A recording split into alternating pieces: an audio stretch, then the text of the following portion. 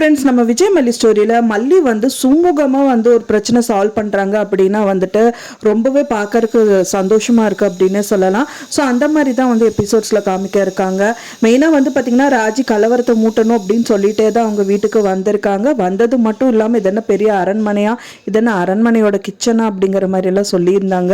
அதெல்லாம் பொறுமையாக கேட்டுட்டு மல்லி வந்து பார்த்திங்கன்னா அது மட்டும் இல்லாமல் உன் புருஷன் வந்துட்டு யாரோ ஒருத்தரோட ஜுவல்லை வந்து திருடிட்டாங்களாங்கிற மாதிரிலாம் சொல்கிறாங்க. அவர் கண்டிப்பாக பண்ண மாட்டாருன்னு அவங்க நம்பிக்கையாக சொல்கிறாங்க.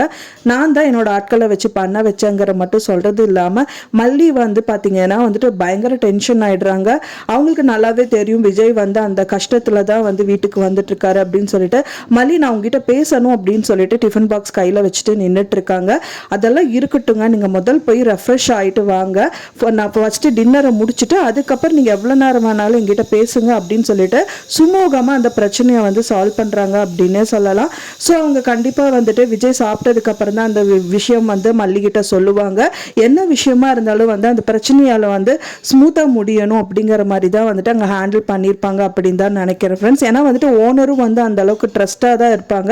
விஜய் வந்து திருடுறவராக இருந்தார் அப்படின்னா ஏன் இவ்வளோ பாடுபட்டு அவர் வந்து இன்கம்மாக அவர் கையிலேருந்து வாங்கணும், ஸோ திருடியே பொழைச்சிக்கலாம்லன்னு அவருக்கும் நம்பிக்கை இருக்கும். ஸோ அதனால வந்துட்டு இப்போ ரீசெண்டாக தான் வந்துட்டு அவருக்கு டபுள் மடங்கு எனக்கு நிறைய வருமானம் வந்திருக்கு, அதை உங்ககிட்ட ஷேர் பண்ணுறேன்னு சொல்லிட்டு ஒரு 5000 ரூபாய் விஜய் கையில் கொடுத்தாரு.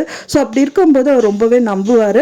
மெயினாக சிசிடிவி கேமரா வச்சு ஏதாவது விஷயங்கள் கண்டிப்பாக கண்டுபிடிக்க சான்சஸ் இருக்குது. ஸோ அதனால வந்துட்டு அந்த விஷயம் தான் வந்து மல்லிகிட்ட சொல்கிறதுக்காக வீட்டுக்கு வராரு. மல்லிக்கு தெரிஞ்சிருந்தாலும் அந்த விஷயத்த வந்து பார்த்தீங்கன்னா அவர் வேதனைப்படக்கூடாது, அப்போவே தெரிஞ்சிக்க கூடாது அப்படின்னு சொல்லி தான் சாப்பிட சொல்கிறாங்க. ஸோ அவ்வளோ அழகாக வந்து ஹேண்டில் பண்ணுறாங்க அப்படின்னே சொல்லலாம். ஸோ நீங்கள் இதை பற்றி நீங்கள் என்ன நினைக்கிறீங்க அப்படின்னு சொல்லிட்டு மறக்காமல் உங்களோட கருத்துக்களை வந்து எனக்கு ஷேர் பண்ணுங்கள். நான் சொன்ன இந்த தகவல் உங்களுக்கு பிடிச்சிருந்தா ஃப்ரெண்ட்ஸ் மறக்காமல் லைக் பண்ணுங்கள், ஷேர் பண்ணுங்கள், கமெண்ட் பண்ணுங்கள், சப்ஸ்கிரைப் பண்ணுங்கள். மேலும் இன்னொரு மல்லி சீரியல் அப்டேட்டோட நெக்ஸ்ட் மீட் பண்ணுறேன். தேங்க்ஸ் ஃபார் வாட்சிங் மை வீடியோ ஃப்ரெண்ட்ஸ். நெக்ஸ்ட் வீடியோவில் பார்க்கலாம்.